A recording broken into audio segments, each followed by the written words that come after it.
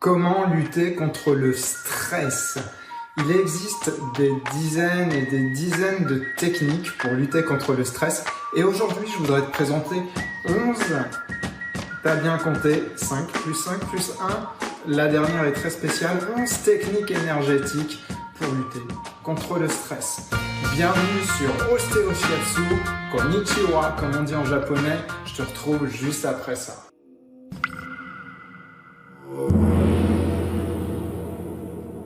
Alors voilà, tu te dis, je suis vraiment trop stressé en ce moment, et puis tu as lu quelques articles dans des magazines où tu as entendu parler une collègue, un ami d'une technique particulière qui lui fait vraiment du bien. Cette technique, ça peut être quelque chose qui est connu aujourd'hui, comme le yoga, la méditation, connu par toi, mais jamais expérimenté. C'est-à-dire que ces termes-là, ces techniques-là, on les entend de plus en plus. Ça fait une dizaine d'années, une quinzaine d'années qu'en France, on parle vraiment beaucoup de yoga, de méditation. Ça, c'est même un petit peu plus récent. Pourtant, toutes ces techniques, elles sont là, elles sont dans l'Hexagone depuis des années. Les précurseurs, on va dire, les cultivaient déjà en France dans les années 60, 70. Il y a les premières personnes qui ont ramené le yoga d'Inde, qui ont ramené la méditation d'Asie, même si tout ça c'est aussi arrivé avec les arts martiaux. Voilà, on l'oublie trop souvent en fait. Les arts martiaux, que ce soit le karaté, le judo, le kung-fu, bref, tous ces arts martiaux asiatiques, derrière on retrouve aussi des pratiques de bien-être, des pratiques thérapeutiques. Comment aller mieux après le combat? Comment se ressourcer après l'entraînement? Voilà, donc ce sont des exercices d'étirement, ce sont des exercices de connexion du corps et de l'esprit dans un but d'auto-guérison, dans un but de récupération après l'autre connexion corps-esprit, celle de la frappe, celle de la projection, celle de la casse. Dans certains arts martiaux, on fait beaucoup de casse, de la casse de planches, de briques. On tape un peu dans des supports renforcés aussi. On connaît tous en boxe thaïlandaise les images de boxeurs qui s'entraînent à frapper contre les bambous. Tout ça, c'est pour renforcer l'épiderme, le muscle, et puis en fait insensibiliser surtout le système nerveux. Donc voilà, tout ça, ça va ensemble en fait. L'art guerrier, l'art martial et l'art de récupération, l'art de recentrage avec soi-même, l'art de guérison. Dans les deux mondes, le principe est le même, c'est la connexion corps-esprit. Voilà, c'est une culture qu'on n'a pas nécessairement, nous, en Occident, parce que justement, on a disséqué le corps, alors au sens propre comme au sens figuré en fait.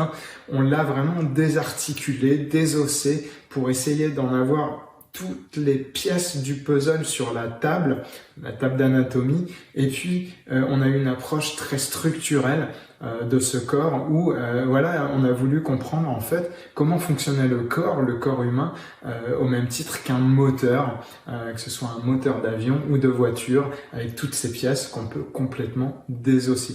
Alors voilà, justement, la philosophie occidentale, elle est tout autre. Elle a toujours considéré l'être humain comme un tout. Et de fait, son corps, son esprit ne sont pas séparés. Dans ces philosophies orientales, dans ces médecines, ces premières médecines orientales, on parle de médecine taoïste, on parle de médecine bouddhique ou bouddhiste, toutes ces médecines en fait issues du Tao, du Zen, du bouddhisme, reposent sur des principes que l'on dit holistiques, des principes de globalité, des principes qui vont plus loin.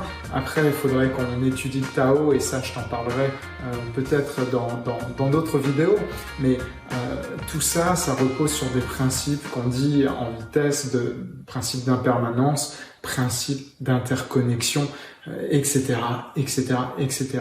Alors, c'est pas le sujet du jour. Le sujet du jour, ce sont les techniques énergétiques, justement, qui, pour la plupart, découlent de ces principes et de ces pratiques et théories taoïques. On parle vraiment de théorie parce que faut pas oublier que les médecins taoïstes, ce n'étaient pas que des médecins taoïstes.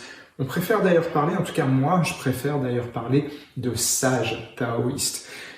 Les sages, c'était les intellectuels, les savants, les sachants de l'époque, les prêcheurs de bonnes paroles. C'était à la fois des philosophes, des médecins, des géologues. En gros, ils couvraient l'ensemble des disciplines scientifiques, sociales et médicales de l'époque. Donc en fait, le Tao, il s'applique à tout. Mais en l'occurrence, pour ce qui nous intéresse aujourd'hui, c'est vraiment des techniques très précises, des techniques spécifiques que tu vas pouvoir utiliser pour améliorer ton état de santé, pour améliorer ton état de bien-être et pour contribuer à réduire ton stress. Parce que toutes ces techniques, elles ont fait leurs preuves, toutes ces techniques fonctionnent. Alors après, c'est justement une question d'affinité. Est-ce que tu as préféré la technique A, la technique B, la technique C? Tout ça, c'est un peu à toi de voir. Mais c'est justement, et c'est ce qui a motivé cette vidéo, c'est une question que me posent assez régulièrement mes contacts ostéo shiatsu. Alors tu le sais certainement, en tout cas tu peux le trouver juste en dessous dans la description, il y a un lien. Tu peux t'inscrire à mes emails privés. Alors dans ces emails, eh bien justement, je présente à la fois l'ostéo-shiatsu, comment utiliser les techniques de l'ostéo-shiatsu pour soulager ses douleurs, pour réduire son stress, pour apprendre aussi, surtout, eh bien, à identifier ses émotions, ses schémas comportementaux. Ils sont tous différents d'un individu à un autre, mais derrière, pour autant, eh bien, on peut retrouver des grandes lois, des grands principes, les lois de l'énergétique orientale. Appelle ça comme tu le souhaites, l'énergétique orientale, la médecine taoïste, peu importe ce que ça veut dire tout ça. C'est en fait cet ensemble de lois, ces approches qui considèrent l'être humain comme un tout dans un système qui est également un tout, à savoir ton environnement de vie, la planète Terre, l'univers. Alors attention, on n'est pas en train de tirer les cartes et de jouer à Madame Soleil, rien d'ésotérique réellement là-dedans, en tout cas d'ésotérique dans le sens commun tel que l'on emploie ce terme nous ici, dans nos conversations courantes, que ce soit au bar, entre amis ou autre, parce que l'ésotérisme, ça veut dire d'autres choses, notamment dans le zen, dans les pratiques zen. Je pense notamment, pour ceux qui connaissent, aux pratiques Shingon. Pour l'instant, et comme je te le disais, il y a beaucoup de mes abonnés, beaucoup des personnes inscrites à mes mails privés qui m'envoient assez souvent les mêmes questions et qui me disent, voilà, j'ai envie de mieux ressentir mes émotions, d'être plus fin dans la perception de mon corps, de mes sensations physiques, bref, d'être mieux à la fois dans mon corps et puis dans ma tête. Qu'est-ce que tu me conseilles comme technique? Qu'est-ce que je dois faire? Est-ce que je dois faire du yoga ou du qigong? Est-ce que je dois me payer, m'offrir une séance de massage shiatsu? Alors, le shiatsu, il y a des débats, hein. Est-ce que c'est un massage? Est-ce que c'est pas un massage? On en parlera plus tard, ça aussi. C'est pas le sujet de la discussion du jour. Mais est-ce que je dois m'offrir un massage, une séance de massage shiatsu ou au contraire une séance d'acupuncture? Voilà, des questions comme ça, j'en ai des dizaines sur le shiatsu, sur la méditation, sur les pratiques corporelles aussi, il y a des pratiques de mouvement en pleine conscience. Alors c'est la raison pour laquelle j'ai fait cette vidéo aujourd'hui, pour répondre à un certain nombre de questions, mais aussi pour toutes ces personnes qui se posent la question ou qui connaissent pas toutes ces techniques énergétiques pour le corps, pour l'esprit. Eh bien, je souhaiterais te présenter, toi, te dresser un listing d'une dizaine de techniques les plus connues, les plus faciles à aborder, et puis je vais te donner un petit commentaire sur chacune. Je vais m'autoriser un commentaire, sinon cette vidéo va être beaucoup trop longue. Je vais essayer de te faire une vidéo de 15-20 minutes, je sais même pas si je serai dans les temps, mais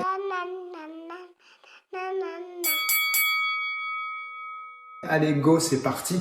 Première technique, le massage. Le massage bien-être. Vrai, faux, bon, pas bon. Bien entendu, le massage est excellent. Alors, je me rappelle d'un manager que j'avais. J'ai travaillé quelques années en Californie et mon manager, c'était autre que le CEO, comme on dit, le président de la société. Eh bien, ce CEO avait une coutume, une petite routine en fait hebdomadaire. Tous les jeudis, il quittait le bureau à 16h30, assez tôt, et il allait à sa séance de massage à 17h pétante. Tous les jeudis, c'était vraiment son rituel bien-être, son rituel santé. Tous les jeudis à 17h, il se rendait à sa séance de massage. Alors ça faisait 25 ans qu'il faisait ça. Il avait lu des ouvrages sur les bienfaits du massage. Tu pourras en trouver des tonnes, des ouvrages qui t'expliquent les bienfaits physiologiques du massage. Il y a énormément de bienfaits. Tout dépend de la technique de massage que tu vas choisir, mais la plupart apportent à peu près les mêmes bénéfices.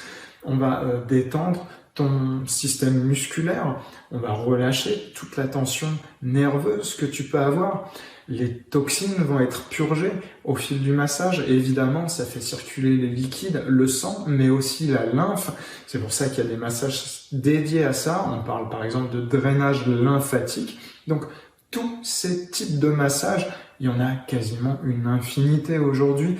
Tu as des massages que l'on dit suédois. Le massage suédois, c'est un massage qui est très utilisé en Californie, aux États-Unis, mais beaucoup en Californie. Le royaume des sportifs, c'est un massage qui est assez profond. Un massage vraiment où on va labourer le muscle. On parle aussi de deep tissue massage aux États-Unis.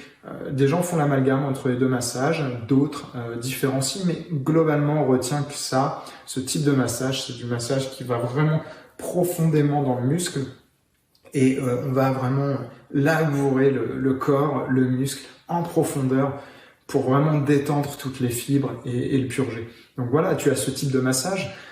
Tu as le massage californien qui est, pour le coup, on revient à la Californie.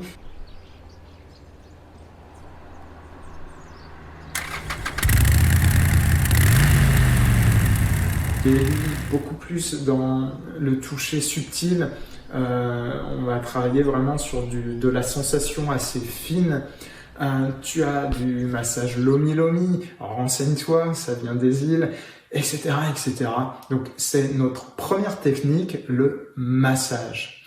Voilà, alors plus que quel massage je dois choisir, j'ai envie de te dire, et pour l'avoir testé pendant des années, plus qu'un type de massage, la clé que j'aimerais te donner aujourd'hui, c'est trouve ton masseur ou trouve ta masseuse. C'est vraiment la relation que tu vas instaurer avec cette personne qui va vraiment transformer la séance de massage. Tu peux passer d'un massage qui te détend, c'est déjà très bien, à un massage qui va vraiment te ressourcer en profondeur, voire même te transformer au fil des années, t'amener en fait à avoir un autre rapport avec ton corps. Donc trouve le masseur ou la masseuse qui te convient et essaie d'avoir idéalement une relation de long terme. C'est en travaillant petit à petit et sur le long terme entre vous deux, en fait, c'est dans cette collaboration qui va s'instaurer par le toucher. Toi, tu es allongé, tu as l'impression de rien faire, mais en fait, ton corps va parler. Quelques muscles vont sursauter, des espèces de soubresauts nerveux. Tu vas avoir des réactions, des zones qui se détendent, qui se mettent à fondre complètement. Ça, la masseuse va le sentir et au fil des séances, elle va apprendre à connaître ton corps et à savoir ce dont tu as besoin, clairement où sont logées tes zones de tension. Tu sais que le stress, ça crée des tensions nerveuses chez ton compagnon, ta compagne, ça va être peut-être sur les trapèzes. Voilà, c'est assez fréquent d'avoir des trapèzes qui soient vraiment durcis en fin de semaine, en fin de journée, encore plus quand on tape sur l'écran. Mais c'est surtout, outre la tension posturale, ta mauvaise posture ou ta bonne posture, qui va jouer sur évidemment la tension musculaire, c'est surtout également l'émotionnel. Tes émotions vont aller se loger quand tu te contractes, quand tu t'énerves, que t'es colérique ou au contraire, peu importe l'émotion que tu vas vivre, ça va générer des effets sur ton corps et ça va aller se loger pour certains dans le bas du dos, pour d'autres au niveau des muscles de la face, du crâne, ce qui peut occasionner des migraines, ce qui peut occasionner eh bien, des yeux sous tension qui commencent à être secs, irrités, etc. Bref, tout ça, c'est un cercle qui fonctionne ensemble, c'est un système cohérent. On revient à l'énergétique orientale, l'homme est un tout, corps, esprit, environnement. Tout ça, c'est une énergie qui tourne et qui a un impact, qui fonctionne ensemble. Voilà. Deuxième technique. J'ai été un peu long sur la première, je vais accélérer sur les prochaines. La deuxième technique, eh bien, c'est l'acupuncture. Alors, l'acupuncture, qu'est-ce que c'est? On le sait tous. Ce sont des aiguilles qu'on plante dans le corps à certains endroits. Alors, faut savoir que certains acupuncteurs vont planter en général 3 à 5 aiguilles, pas plus. Ce sont leurs recettes, leur manière de faire. D'autres vont aller jusqu'à une quinzaine d'aiguilles, vingtaine d'aiguilles. J'ai rarement vu au-delà, en tout cas, planter, entre guillemets. Quand on dit planter, attention, ces aiguilles, elles sont de l'épaisseur d'un cheveu. Donc, il y a beaucoup de gens qui s'interdisent à l'acupuncture par peur des aiguilles. Ça n'a rien à voir avec un vaccin. Même ça, alors un vaccin, ça peut faire un petit peu mal, ça peut piquer, mais déjà, c'est pas ultra douloureux. Mais alors, une aiguille d'acupuncture, c'est vraiment, je te le dis, c'est la taille d'un cheveu, quoi, l'épaisseur d'un cheveu. Donc, tu sens vraiment pas les aiguilles. Tu sens les sensations que vont déclencher les aiguilles. Une zone qui commence à chauffer. Peut-être un tressaillement nerveux. Une sensation d'endolorissement. Bref, le corps se rééquilibre. Le système nerveux, c'est là-dessus qu'on joue. Même si l'énergétique orientale parle de méridiens, tu sais, les méridiens, ce sont des canaux d'énergie qui traversent le corps au même titre que les nerfs traversent le corps et véhiculent de l'information. Eh bien, les méridiens, c'est la même chose. Sur ces méridiens, tu as des points. Par exemple, je vais prendre le méridien du poumon, qui commence à peu près ici. Donc, on a un point numéro 1 du poumon, un point numéro 2, numéro 3, numéro 4, numéro 5, ici, 6, 7, 8, 9, 10, et ici, juste au bout, entre l'ongle et la chair, le point numéro 11 du poumon. Tu vois le trajet, toc, toc, toc, toc, toc, toc. Là, je suis remonté du point 11 du poumon au point 1. Ça, c'était le méridien du poumon, tout simplement, avec les 11 points. Donc 1, 2, je vais pas te les refaire. Ce sont sur ces points que l'acupuncteur vient planter ses aiguilles, d'où le nom point d'acupuncture. Alors, mon commentaire là-dessus, évidemment, ça peut être très très efficace sur certaines personnes pour rééquilibrer le système nerveux, pour travailler aussi sur des problèmes d'allergie, d'asthme, le diaphragme, qui est un muscle, ton muscle de la respiration, le grand muscle de la respiration, avec d'autres, comme les intercostaux, etc. Eh bien, l'acupuncture va pouvoir détendre ton système. Alors, si soit tu te places du côté de l'énergétique orientale, on va parler des méridiens, donc le méridien du poumon, on va pouvoir travailler dessus avec l'acupuncture, et aller faciliter la respiration, soulager des problèmes d'asthme. Le bémol, mon bémol en France, et c'est un peu mon coup de gueule, c'est que, eh bien, pour être acupuncteur, il faut être médecin. Voilà. Donc, légalement, selon la loi française, tu ne peux pas être acupuncteur sans avoir été au préalable médecin. Je te parle de la médecine occidentale. Le problème à ça est double. D'un côté, tu vas trouver des acupuncteurs formés dans des écoles de médecine traditionnelle chinoise, et même en Chine, qui ont suivi des cursus complets et qui ne vont pas pouvoir exercer légalement. Alors, bien entendu, il y a une tolérance, et c'est pour ça que tu trouves des centaines, des milliers, j'ai pas le chiffre exact, d'acupuncteurs en France qui ne sont pas médecins. Médecins dans le sens de médecin occidental, généraliste, par exemple, ou même spécialiste. Un rhumatologue pourrait très bien avoir l'acupuncture à son arc. Maintenant, justement, est-ce qu'un médecin, est-ce qu'un généraliste au même titre qu'un rhumatologue, je prends ces deux exemples uniquement, tu pourras les multiplier, font de bons acupuncteurs. Je vais te poser deux questions.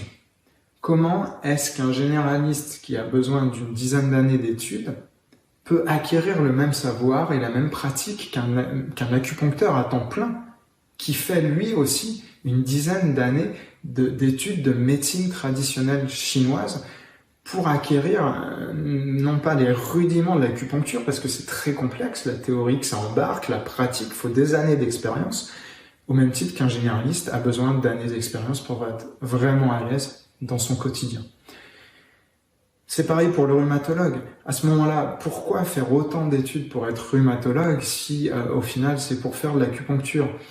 Effectivement, on peut avoir des petites recettes, marier les deux disciplines, mais à un moment, ces techniques-là, elles sont tellement expertes, et je te parle de la rhumatologie, je te parle de la médecine conventionnelle, je te parle aussi de l'acupuncture, je te parle du qigong, même si ça n'a rien à voir. Il y a en Chine, en Asie de manière globale, du qigong thérapeutique, reconnu et utilisé dans les plus grands hôpitaux chinois ou même autres. Tu le trouves également aux États-Unis. Les hôpitaux les plus modernes, les plus avant-gardistes aux États-Unis ont intégré la plupart de ces pratiques orientales dans leur cursus de soins, y compris dans des unités de soins palliatifs, par exemple pour les personnes soignées pour leur cancer, leur sclérose en plaques, etc., etc. Voilà, parenthèse fermée sur l'acupuncture, donc je te ferai exactement le même commentaire que pour la massothérapie, les massages bien-être. Trouve la bonne personne, trouve le bon praticien. Tu m'as entendu, je t'oriente ni vers ton généraliste, ni vers l'acupuncteur. Ça, je ne m'en mêle pas, c'est ton problème, à toi de te renseigner. Le bouche à oreille fonctionne pas mal en général, et puis regarde un peu quand même le pédigré de la personne, même si les diplômes, les certificats ne font pas la qualité du thérapeute. On va rester sur les points, non plus d'acupuncture, mais ces mêmes points de l'énergétique orientale, ils sont utilisés d'une manière un peu différente de l'acupuncture dans une autre technique qu'on appelle le shiatsu. Alors le shiatsu, on en parle de plus en plus en France. C'est en fait une technique que l'on compare souvent à un massage, à tort ou à raison. Ça, je le répète assez souvent. Il y a un grand débat dans le milieu du shiatsu, dans le milieu du massage, qui dit est-ce que le shiatsu est un massage ou pas? Alors j'ai écrit un article justement sur ce sujet sur mon blog osteoshiatsu.fr. Vas-y, lis-le si ça t'intéresse. Sinon, ne t'embête pas avec tout ça. L'important, c'est de savoir que le shiatsu, c'est une technique manuelle. C'est une technique où on utilise donc les mains et où on utilise les points d'énergie, les points de l'énergétique orientale, les mêmes que ceux de l'acupuncture, mais pas seulement. On en utilise d'autres, à savoir un certain nombre de points que l'on dit hors méridien. Donc les méridiens, tu te souviens, le méridien du poumon. Le shiatsu va aller poncturer, presser des points qui ne sont pas sur ces méridiens, donc des points à d'autres endroits du corps, tout simplement. Pendant de longues années, et dès les années 70, il y a eu des ouvrages en fait qui appelaient le shiatsu l'acupuncture sans aiguille. Shiatsu, l'acupuncture sans aiguille.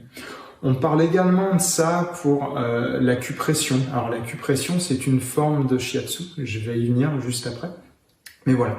Donc le shiatsu, je te l'ai décrit globalement. Ce qui est intéressant avec le shiatsu, comme l'acupuncture, c'est que ça repose sur toute la théorie de l'énergétique orientale, au même titre que la médecine traditionnelle chinoise, et que ça traite en même temps, en fait, le corps et l'esprit.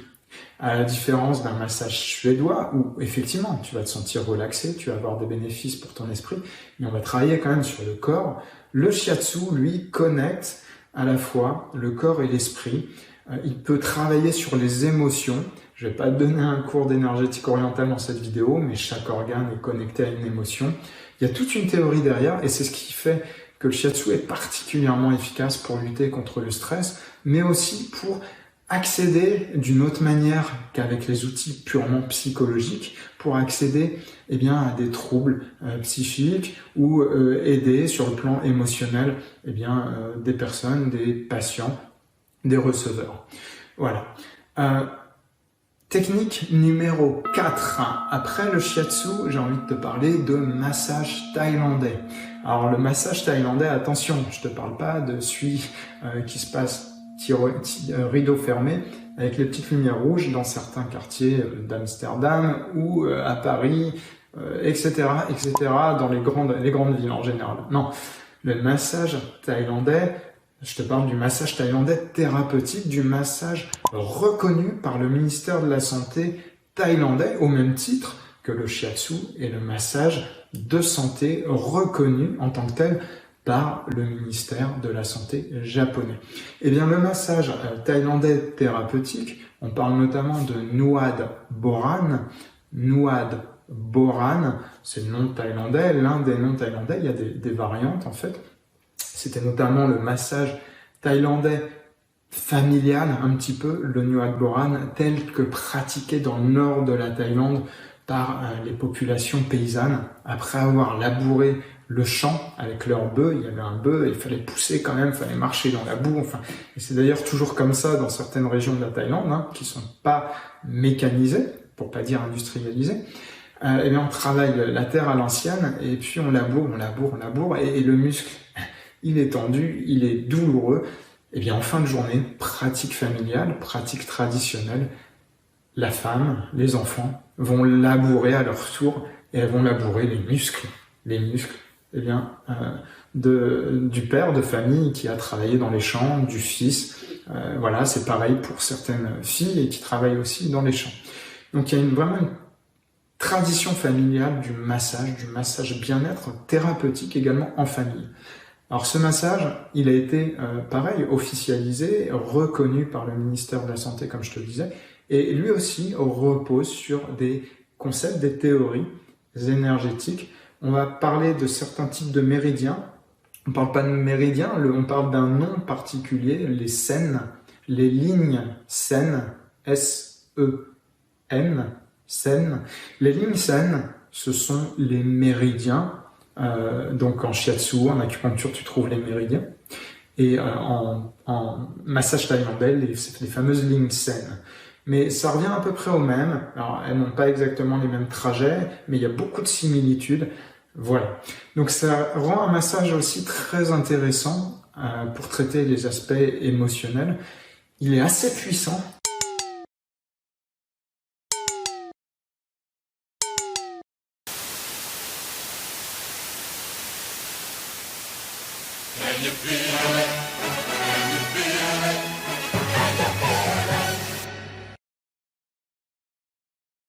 Une technique qui va peut-être vous éviter de prendre des médicaments et de lutter en même temps contre les douleurs. On va parler de réflexologie. Le principe, c'est quoi? C'est de dire que sous nos pieds, au niveau des mains, on a tous nos organes qui sont représentés. Et donc, d'une certaine façon, lorsque le soignant va appuyer dans telle ou telle zone, eh bien, il va donner un signal au cerveau et va permettre de soulager tel ou tel mot, telle ou telle douleur. Et vraiment, ça marche. C'est comme si vous aviez une cartographie de tous vos organes, de tout votre organisme, au niveau des mains, au niveau des pieds sur cette image. 6e technique, la méditation. Alors la méditation, on en entend beaucoup parler depuis, je dirais, 3-4 ans. Tu vois, là on est en juin 2020. Depuis, 3-4 ans, il y a un élan, un essor autour de la méditation. On te parle de pleine conscience, de MBSR. Alors, faut savoir que moi, je lisais un ouvrage là-dessus il y a peut-être une vingtaine d'années de Kabat-Zinn, qui est vraiment le père de la MBSR. Mais attention, j'aime pas dire ça. Qu'est-ce que ça veut dire, Kabat-Zinn, le père de la MBSR? Kabat-Zinn, c'est un chercheur américain qui a en fait transformer les pratiques méditatives en un ensemble de protocoles, de recettes en fait. Il a américanisé la méditation. C'est pour ça que c'est le père de quoi en fait? C'est le père d'une approche américaine, donc très processisée. Tu sais, processisé, ça vient de process, très méthodologique, pas à pas, étape par étape, tout est codifié. Exactement comme on le fait dans l'empire McDonald's, dans l'empire Walt Disney, Disneyland, etc., Hollywood. Et pourtant, est-ce que c'est une critique? T'as l'impression que je critique? Je pense que tu t'éclates autant que moi quand tu vas voir des Marvel Comics au cinéma, quand t'emmènes tes enfants à Disneyland. Après, est-ce que tu te régales quand tu vas te faire un McDo? J'en sais rien, mais tu peux être sûr d'un truc, c'est que le goût de ton steak et le goût de tes frites, bref, ton menu McDo, ça sera le même à Lille, à Toulouse, à Versailles, à Créteil, à Nantes, bref, va où tu veux en France et même au-delà. Après, il y a des petites différences d'un pays à l'autre, mais globalement en France, grâce au process, eh bien, tu peux t'assurer que le goût est le même. Alors, est-ce que pour autant, en rendant mécanique quelque part, l'approche de la méditation va s'assurer d'une garantie absolue de résultat pour tout un chacun? Non, bien entendu, la réponse est non. Tu travailles avec l'esprit humain qui a des impacts sur le corps. Tu peux pas rentrer dans la tête du méditant. T'as beau être le meilleur instructeur au monde, et encore, comment les noter? Tu as beau avoir les meilleures recettes de MBSR telles qu'elles sont labellisées, certifiées par Kabat-Zinn et en fait voilà son association aujourd'hui internationale. Tu n'as aucune garantie de résultat. Donc la méditation, attention à ce qu'on te vend, attention à ce que tu vas trouver. La méditation, c'est bien plus que ça. La méditation, c'est un état d'esprit plus qu'une méthode certifiée X, Y ou Z. La méditation, c'est ce que faisait déjà Bouddha. Relis, je sais pas, une biographie de Bouddha et tu verras, tu as énormément d'éléments qui vont te donner des idées de pratiques méditatives. T'as pas besoin de plus. La méditation, c'est d'être vraiment dans ce que tu fais quand tu fais tes carreaux, tout simplement. Je vais pas te faire un coup de Karate Kid, t'inquiète pas. Quand tu coupes tes légumes, regarde le poisson, les maîtres sushi, voilà, les grands chefs sushi. C'est une forme de méditation, une méditation en mouvement, une méditation dans le geste, c'est être dans l'instant présent. Alors quand tu sais ça, c'est bien beau, mais comment je fais derrière? Voilà, c'est ce que tu vas me dire, comment je m'y prends, par où je commence? J'ai essayé, j'ai mal au dos, c'est compliqué, j'arrive pas à faire le vide, enfin il y a plein de trucs, plein de questions qui remontent comme ça, des débutants en méditation. Alors moi je médite depuis que je suis haut comme 3 pommes, j'avais pas atteint l'âge de 10 ans que je méditais déjà. J'ai été plongé dans des ouvrages sur les arts martiaux, je voyais des super guerriers, des samouraïs, des maîtres d'arts martiaux méditer, et voilà, j'essayais de faire pareil. Tout simplement, j'ai commencé comme ça, et puis après, voilà, après il y a eu mon chemin, les moines Yamabushi, je t'en parlerai un autre jour, le yoga, etc. Et puis toujours ce monde des arts martiaux. Et puis j'ai vu Kabat-Zinn sortir ses ouvrages, j'ai vu la manière dont la méditation s'occidentalisait sur les 30 dernières années. Évidemment.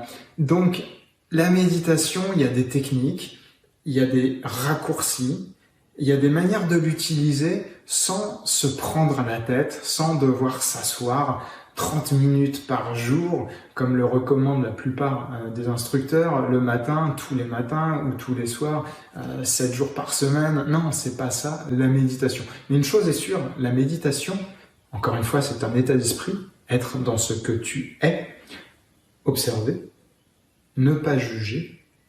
Et ça s'apprend. C'est une compétence que tu peux développer et c'est une compétence qui va te resservir dans tout ce que tu fais et qui va vraiment être excellente pour apprendre à non pas contrôler tes émotions, mais déjà les identifier, les observer et peut-être les laisser passer ou les saisir en fonction justement de ce que tu voudras faire grâce à cette pleine conscience.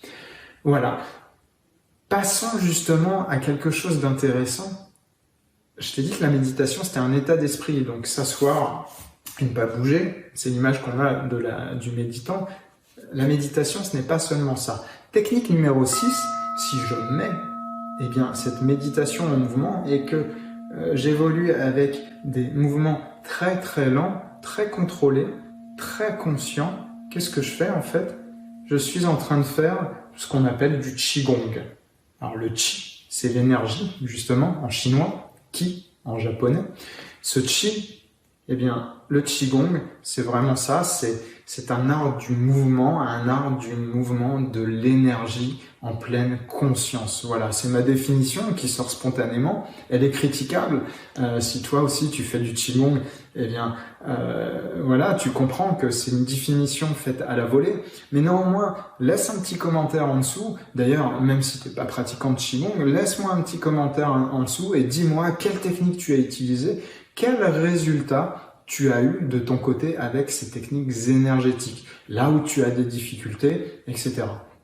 Et puis, donc ce Qigong, c'est très bien également, ça te permet d'avoir justement cette pratique méditative en mouvement. Alors justement, certaines personnes vont préférer pratiquer assis, d'autres vont préférer pratiquer en mouvement. C'est un bon indice pour te permettre de choisir entre la méditation assise, le zazen par exemple, et puis la méditation en mouvement, le Qigong, mais aussi eh bien, le Tai Chi, qui est une forme moins thérapeutique et un peu plus martiale de on va dire, cette méditation en mouvement. Une autre forme de méditation en mouvement, et qui est également une pratique énergétique à tous les niveaux de l'être, c'est notre technique numéro 8, ce n'est autre que le yoga. Alors je vais pas te présenter ce que c'est que le yoga, mais tu le sais, ce sont des postures censées rendre souple. Alors là aussi, ici, je vais te dire comme pour le pratiquant de Qigong d'avant, qui pourrait vouloir me jeter des pierres, même si j'espère que son niveau de conscience lui permettra justement de ne pas le faire, le pratiquant, ou en tout cas le professeur de yoga, pourrait me jeter aussi, alors envoyez-moi des fleurs de lotus, je sais pas, des choses, des petits sachets de thé vert, de camomille, ce sera plus sympa déjà. Mais effectivement, on pourrait me jeter des pierres pour avoir dit que le yoga, eh bien, c'est en fait un art de la souplesse. Effectivement, c'est ce qu'on croit et ce qu'on a longtemps cru en Occident. Le yoga, ce n'est pas ça. Le yoga, c'est une pratique qui est assez similaire à celle que l'on a vue avec le shiatsu. C'est une pratique évolutive, une pratique d'évolution personnelle, une pratique qui te permet de contrôler les agitations de ton esprit. C'était vraiment ce que les yogis souhaitaient à la base, accéder à des niveaux de spiritualité, à l'éveil. Et ce qu'ils ont trouvé mieux, ce qu'ils ont compris, c'est que pour calmer l'esprit, il fallait déjà apprendre à contrôler et à maîtriser son corps. Donc comment apprendre à utiliser le corps pour contrôler l'esprit? Et bien, ils se sont mis justement à se mettre dans des postures. Alors voilà, je sais pas, des postures, tu vois, bon ça par exemple, c'est ce qu'on appelle la posture de l'aigle, en tout cas au niveau des mains. Tout le monde n'est pas capable de s'enlacer les mains comme ça. Imagine les jambes également, et puis les postures sur la tête, et puis des postures voilà, assez, où il faut effectivement être très souple pour les réaliser. Tout ça, ça contraint le corps, ça contraint les articulations, ça agite le système nerveux, ça déclenche des signaux d'alerte dans le corps, attention, contrainte, attention, danger quelque part, et ça apprend justement à relâcher ce stress pour contrôler ses émotions, contrôler son corps. Ça marche aussi sur le souffle, et c'est pour ça que le yoga, je ne vais pas te donner un cours sur la théorie du yoga, mais le yoga, ce sont en fait 8 niveaux. Il y a les asanas, A-S-A-N-A, les asanas, c'est justement ces postures. Asana, ça signifie posture en sanskrit. Ce sont ces postures, donc c'est le yoga le plus connu, mais tu as un yoga du souffle, pranayana. Le prana, c'est l'équivalent du chi, donc l'énergie, le souffle nourricier. Le yoga, c'est tout ça, et il y a comme ça, eh bien, 8 niveaux, jusqu'à des niveaux où on parle de retrait d'essence, des niveaux où on parle de méditation pour accéder jusqu'à l'éveil. Donc c'est vraiment une technique très complète, qui repose également sur une théorie énergétique, là où, rappelle-toi, on a parlé de méridiens pour le shiatsu, on a parlé de lignes sen, S-E-N, pour, tu te souviens, le massage thaïlandais thérapeutique? Eh bien, dans le yoga, on va parler de nadis, N-A-D-I-E-S. Les nadis, ce sont également des canaux d'énergie. Voilà. Alors encore une fois, tous ces systèmes ne sont pas plaquables l'un sur l'autre, ne sont pas décalcables. Ils ont leur spécificité, ils ont leur théorie, comme nous avons une théorie qui est celle eh bien, de l'influx nerveux, validée scientifiquement dans la médecine occidentale. Alors, technique numéro 9, eh bien, je vais te parler de judo. C'est étonnant, non? De judo, de jujitsu, de kung-fu, de karaté, bref, t'as compris, d'arts martiaux. Pourquoi? Le judo, c'est quoi? C'est utiliser la force de l'autre, l'absorber. Il n'y a rien, si ça, c'est pas justement de la manipulation, du contrôle de l'énergie mécanique, de l'énergie cinétique, comme on dit en sciences physiques, j'absorbe l'inertie, je la renvoie, voilà, le contrôle de la force. Eh bien, les arts martiaux aussi utilisent cette énergie, et même si, eh bien, tu n'y pensais pas, ça peut être une très bonne technique, une très bonne pratique de t'inscrire dans un dojo, justement pour un art martial X ou Y, pour apprendre justement à mieux connecter, encore une fois, ton corps et ton esprit, et à appréhender toute cette énergétique orientale. Alors, on s'en sert évidemment aussi pour détruire dans les arts martiaux, l'art des points vitaux, où on va aller taper sur des points vitaux pour anéantir un corps. De la même manière, on peut s'en servir eh bien, dans une visée thérapeutique. Voilà. Dans l'énergétique orientale, justement, pour les arts martiaux, on va surtout parler d'énergie ou de mouvement yang. Voilà. Là où toutes les autres techniques dont je t'ai parlé vont travailler dans une approche beaucoup plus yin, beaucoup plus douce, beaucoup plus thérapeutique, mais pour autant qui va équilibrer aussi le yin et le yang. Voilà. Technique numéro 10, les automassages. Alors c'est bien tout ce qu'on a vu avant, il y a des pratiques que tu peux faire seul, la méditation, le qigong, mais par contre tout ce qui touche au massage, au shiatsu, au massage thaïlandais, tu as besoin d'un thérapeute, tu as besoin d'un shiatsu shi, tu as besoin d'un spécialiste ou d'un expert en shiatsu ou en massage thaïlandais. Sache-le, toutes ces techniques, c'est formidable, c'est ça qui est vraiment magique, c'est quelque chose qui est vraiment excellent. Toutes ces techniques de l'énergétique orientale, eh bien, tu peux les travailler seul, avec toi-même, grâce aux automassages. Alors, je vais te donner, eh bien, deux exemples.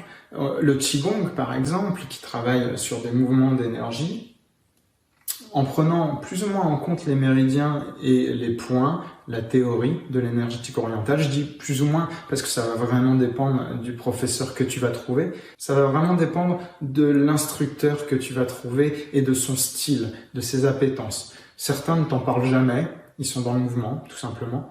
D'autres, au contraire, t'expliquent que voilà, tel mouvement va travailler sur l'énergie du foie, etc., etc. Eh bien, ce qigong, il existe un massage que l'on appelle le Tuina, T-U-I-N-A, Tuina, qui est en fait un massage, on va dire, comparable au Qigong, un massage de l'énergétique, de la médecine traditionnelle chinoise, en fait. Donc, qui est très, très compatible avec le Qigong, sauf que ce massage, eh bien, tu vas le travailler sur toi, donc avec des mouvements qui peuvent être des mouvements rotatoires, des mouvements vibratoires, tout un tas de techniques.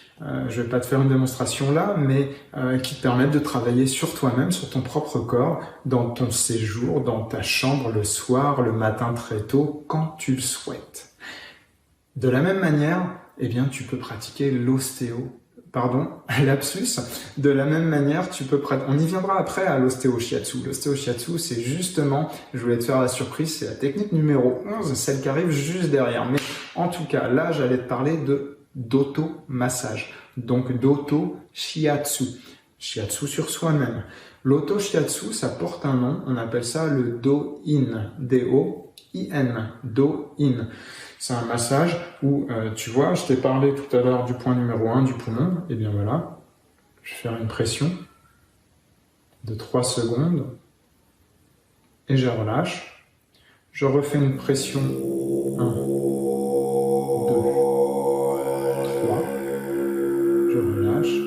et une troisième pression. 1, 2, 3. Donc tu vois, je peux, avec mon pouce ou avec mes doigts, superposer ou pas, enfin il y a plein de techniques, je te montrerai ça plus tard.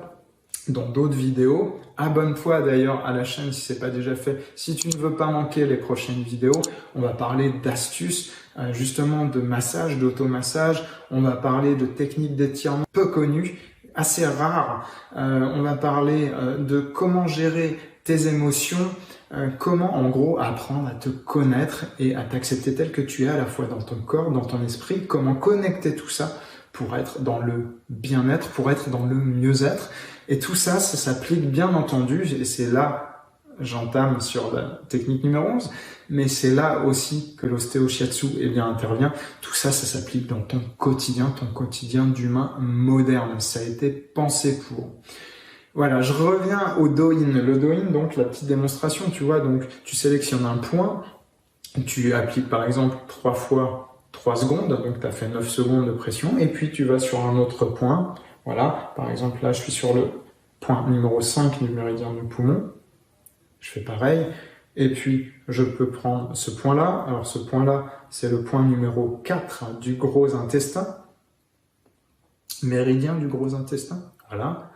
Donc le do-in, ça va être un ensemble de mouvements qui sont des mobilisations articulaires, comme je viens de le faire là, en douceur, énergétique, en pleine conscience, avec des points, tu vois, tu le vois peut-être pas, mais j'appuie sur mon 4 du gros intestin ici, et j'en profite pour faire un étirement de toute la face, tu vois bien la face interne de mon bras, avec tous les nerfs que ça embarque. Alors soit tu vas analyser ça sous l'œil de la médecine occidentale, on va parler des nerfs, voilà. Soit tu vas l'observer et l'analyser avec toute la théorie avec laquelle ça a été pensé, à savoir l'énergétique orientale, la médecine traditionnelle chinoise, et tu parleras plutôt des méridiens comme on l'a vu au préalable. Donc le do-in, ce que ça a de fantastique, c'est que c'est une pratique qui te permet à la fois de faire du massage, de l'automassage, à la fois de faire une forme de yoga et de qigong avec des étirements, des postures, de travailler ta respiration en même temps et aussi de travailler ta pleine conscience, d'être vraiment dans chaque geste. Donc c'est très complet, c'est une technique qui donne vraiment des résultats surtout et qui apprend en gros vraiment à redécouvrir son corps. Tu vas aller toucher des zones que tu touches jamais, tu vas développer une sensibilité, tu vas découvrir des choses que tu savais peut-être pas sur toi. Alors, ça peut être des petites zones de tension que tu n'avais jamais remarquées, ça peut être une petite irrégularité, t'es pas complètement symétrique, tu vas te rendre compte que tiens, oui, ta malléole, tu sais, c'est l'os de la cheville là en bas, n'est pas exactement de la même forme sur ton pied droit et sur ton pied gauche, ça arrive, c'est lié à une vieille fracture, c'est lié à juste une non-symétrie anatomique, ça arrive et il n'y a aucun problème avec ça. Tu vas redécouvrir ton corps, redécouvrir des sensations et travailler de manière très complète, tout cela, c'est-à-dire ta pleine conscience, ton corps, ton esprit, l'énergie. Encore plus complet, alors il n'y a pas de comparaison à avoir, mais technique numéro 11, tu l'as compris et on en a fini quasiment, c'est l'ostéo-shiatsu. L'ostéo-shiatsu, en fait, qu'est-ce que c'est? C'est mon système personnel, d'auto-guérison et d'acceptation de soi. Alors qu'est-ce que ça veut dire que tout ça? Auto-guérison. Auto-guérison, attention, ne te méprends pas, tu n'as pas besoin d'être malade pour t'auto-guérir, avec le sens dans lequel j'emploie ces termes, et nous ne sommes pas tous malades non plus, c'est pas ce que je te dis. En fait, l'auto-guérison, c'est plus un auto-entretien de ton corps, de ton esprit. Ça, c'est un des grands principes du Tao, tout évolue. Tu n'échapperas pas aux cheveux blancs, il y a peu de chances pour que tu échappes au rhumatisme. Il y a un âge où tu étais complètement imberbe, ton corps évolue, ça ce sont des signes visibles. Et bien il y a aussi des signes invisibles, ton squelette évolue, la médecine occidentale l'a prouvé à guise d'IRM, le squelette se renouvelle en général tous les 7 à 10 ans. Voilà, on a un squelette qui évolue. Donc tu vas avoir une densité osseuse un petit peu différente à certains endroits. Tu vas avoir... le squelette évolue, c'est un matériau vivant. Et toutes les techniques dont on a parlé jusqu'alors, eh bien, elles ont toutes du bon à t'apporter, du très bon. Mais, il y a beaucoup de problèmes aussi avec certaines, c'est qu'il faut des années et des années et des années de pratique. C'est ce que j'ai fait, moi, ça fait 30 ans que je suis dans ce domaine. J'ai essaimé les dojos, je suis allé à la rencontre de pratiquants, de praticiens, de gourous, de médecins traditionnels aux quatre coins du globe, en Amérique, en Asie, au Japon, Thaïlande, Chine, partout. Dans les campagnes françaises, il y a des rebouteux qui font des choses exceptionnelles. Mais voilà, souvent ce sont des rebouteux, donc ils n'ont pas la connaissance théorique. Ils ont 2-3 tournements, comme on dit. Tu sais, les tournements, c'est leurs petits trucs, leurs petites astuces à eux qu'ils ne partagent pas, mais qui fonctionnent très très bien. J'ai fait un peu la synthèse de tout ça, en fait, de toutes ces techniques pour l'adapter d'abord pour moi-même, pour mes besoins personnels dans mon quotidien, parce que oui, moi aussi, j'ai des contraintes, moi aussi j'ai du stress, moi aussi je suis en interaction avec les autres, comme toi, avec des gens que j'adore, avec des gens qui m'agacent parfois. J'ai mes propres émotions, mes points forts, mes faiblesses. J'ai besoin d'être productif à certains moments. Tu vois, là, cette vidéo, j'ai beaucoup de besoins qui sont différents des tiens, mais qui sont les besoins d'un homme et d'un humain moderne dans la société réelle. Je ne vis pas dans une grotte ou au milieu d'une jungle, reclus à passer mes journées à méditer, comme le font certains gourous et maîtres, justement. Non, moi, toutes ces techniques, il a fallu que je me les approprie pour les adapter à ma vie d'être humain moderne et contraint par les contraintes de la société, celles qui nous nourrissent, celles qui nous chauffent aussi. Bref, ce système dans lequel on vit. Et ce système, au bout d'un certain nombre d'années, eh bien, je lui ai donné un nom, l'ostéo-shiatsu. Je t'expliquerai plus tard pourquoi j'ai choisi son nom. Il y a des raisons justement liées à certaines de ces techniques, liées à l'ostéopathie, bien sûr, qui est une technique excellente, liée au shiatsu, qui est une technique complémentaire. Je t'expliquerai tout ça. Donc abonne-toi d'ailleurs, clique sur la petite cloche, sur le bouton rouge, tu vois, abonne-toi. Alors abonne-toi, c'est la prononciation japonaise de abonne-toi. Donc comme si un japonais disait abonne-toi, abonne-toi. Clique là-dessus, clique sur s'abonner, tu rateras rien. Voilà. Et puis tu peux encore t'inscrire sur mes emails privés, à ma liste de contacts privés. Juste en dessous, il y a un lien. Tu recevras toutes les semaines une nouvelle vidéo ou des trucs et astuces sur tout ce dont on vient de parler. Ce qu'il faut que tu fasses maintenant, et c'est le plus important, c'est que tu te prennes en main pour tester des choses ou pour justement mettre en application ce que tu sais déjà. Combien de personnes je vois qui viennent me voir, qui me demandent des conseils et qui ont déjà un bout de connaissance, qui savent déjà utiliser une technique, qui ont déjà été formés à X ou Y technique et puis qui ne s'en servent pas. Et ça, c'est vraiment à toi de jouer. Donc motive-toi, j'espère que cette vidéo t'a motivé. Essaie d'entrer dans une régularité. Et puis justement, dis-nous juste en dessous, laisse un petit commentaire pour nous dire voilà laquelle de ces techniques t'a le plus surpris, dans le bon sens comme dans le mauvais.